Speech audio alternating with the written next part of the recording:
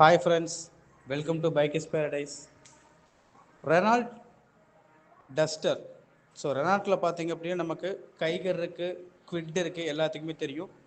So duster, Reynold duster பார்த்தீங்க அப்படின்னா most peoples எல்லாத்துக்குமே தெரியும்.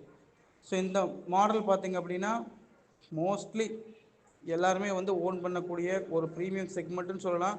ஆல்சோ பார்த்தீங்க அப்படின்னா எல்லாருமே வாங்கக்கூடிய அளவுக்கு ஒரு ஜென்ரலான எல்லா ஸ்பெசிஃபிகேஷன்ஸும் இருக்கக்கூடிய ஒரு காருன்னு நம்ம சொல்லலாம். ஸோ இந்த ரெனால்ட் டஸ்டர் பார்த்தீங்க அப்படின்னா 2022 வந்து இந்தியாவில் டிஸ்கண்டினியூ பண்ணாங்க. ஸோ அதுக்கப்புறம் யூரோப்பியன் கண்ட்ரீஸில் எல்லாமே அது வந்து லைவில் தான் இருந்துச்சு.